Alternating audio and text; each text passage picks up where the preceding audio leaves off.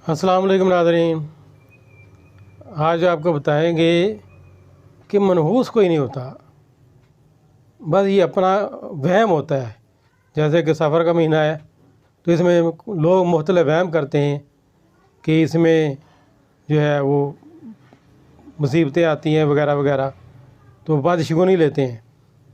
सुनिए एक हकायत और इससे मुतल्लिका बातें। एक बादशाह अपने वज़ीरों और मशीरों के साथ दरबार में मौजूद था कि काले रंग के एक आँख वाले आदमी को बादशाह के सामने पेश किया गया। लोगों को शिकायत थी कि ये ऐसा मनहूस है कि जो सुबह सवेरे इसकी शक्ल देख लेता है उसे ज़रूर कोई ना कोई नुकसान उठाना पड़ता है, लिहाजा इसे मुल्क से निकाल दिया जाए। थोड़ी देर सोचने के बाद बादशाह ने कहा, कोई फ़ैसला करने से पहले मैं खुद तजर्बा करूँगा और कल सुबह सबसे पहले इसकी सूरत देखूँगा, फिर कोई दूसरा काम करूँगा।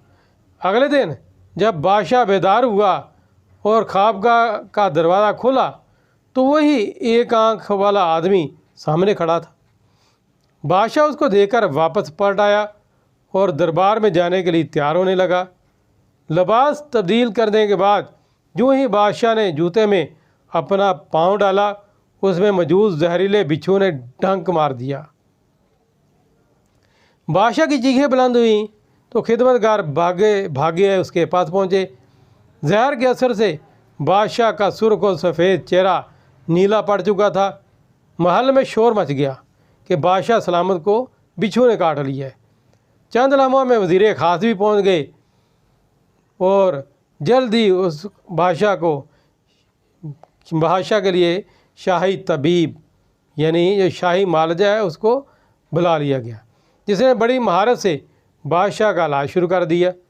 जैसे तैसे करके बादशाह की जान तो बच गई, लेकिन उसे कई रोज़ बिस्तरे अलालत पर गुजारना पड़े। जब तबीयत ज़रा संभली और बादशाह दरबार में बैठा तो एक आँख वाले आदमी को दोबारा पेश किया गया ताकि उसे सज़ा सुनाई जाए, क्योंकि शिकायत करने वालों को कहना था कि अब इसके मनहूस होने का तजर्बा खुद बादशाह सलामत कर चुके हैं। वो शख्स रो रो कर रहम की फरियाद करने लगा कि मुझे मेरे वतन से ना निकाला जाए। ये देखकर एक वज़ीर को उस पर रहम आ गया। उसने बादशाह से बोलने की इजाज़त ली और कहने लगा, बादशाह सलामत, आपने सुबह सुबह इसकी सूरत देखी तो आपको बिच्छू ने काट लिया, इसलिए ये मनहूस ठहरा।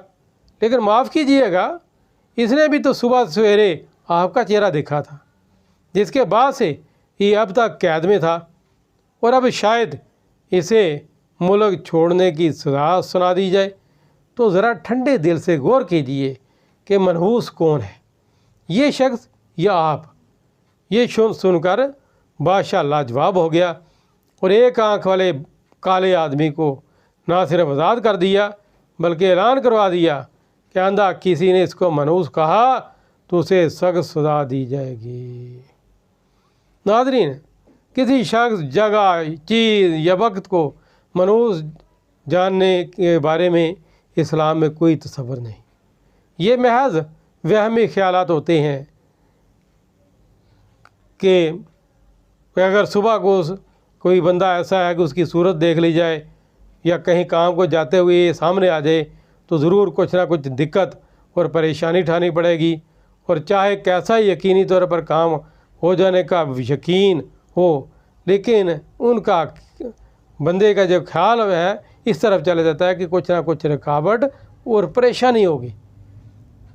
चनाचे लोग जो हैं वो इस बात के को मद्देनज़र रहते हुए कि रुकावट ना हो जाए वो वापस ही पड़ जाते हैं।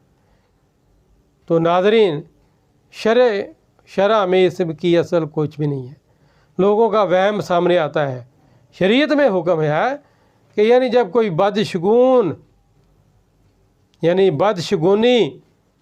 ज़हन पर में आए तो उस पर अमल ना करो। ये सिर्फ़ हिंदुआना तरीका है। मुसलमानों को ऐसी जगह चाहिए कि अगर ऐसा कोई मामला पेश आ जाए तो कहना चाहिए, ऐ अल्लाह, नहीं है कोई बुराई मगर तेरी तरफ से, और नहीं है कोई भलाई मगर तेरी तरफ से, और तेरे सिवा कोई मबूद नहीं।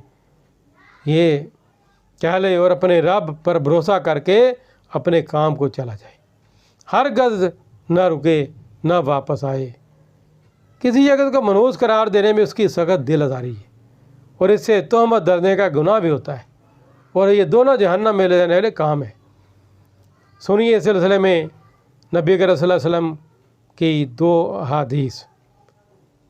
नंबर 1 कि जो किसी मुसलमान की बुराई बयान करे जो उसमें नहीं पाई जाती तो उसको अल्लाह जल उस वक्त तक दोज़खियों के कीचड़, पीप और खून में रखेगा जब तक कि वो अपनी कही हुई बात से निकल ना जाए। ये अबू दाऊद शरीफ की हदीस है। दूसरी हदीस सुनिए कि जिसने किसी मुसलमान को ईज़ा दी, यानी कि बिला वजह शरई किसी मुसलमान को ईज़ा दी, उसने मुझे ईज़ा दी यानी तकलीफ़ दी, और जिसने मुझे ईज़ा दी उसने अल्लाह जल को ईज़ा दी। तो अल्लाह रसूल को ईज़ा देने वालों के बारे में अल्लाह जल पारा 22 सूरह अहज़ाब की आयत 57 में इरशाद फरमाता है, जिसका तर्जुमा ये है कि बेशक जो ईज़ा देते हैं अल्लाह और उसके रसूल को उन पर अल्लाह की लानत है दुनिया व आखिरत में, और अल्लाह ने उनके लिए ज़िल्लत का अज़ाब तैयार कर रखा है। आइंदा वीडियो में आपको बताएंगे कि शगुन की कितनी किस्में हैं और इसमें कौन सा शगुन अच्छा है कौन सा बुरा है। अल्लाह ताला से दुआ है कि हमें नेक माल करने की तौफीक अता फरमाए और किसी को खाम खा मनहूस कहने से बचने की तौफीक अता फरमाए। आमीन बिजाह नबी अमीन सल्लल्लाहु अलैहि वसल्लम।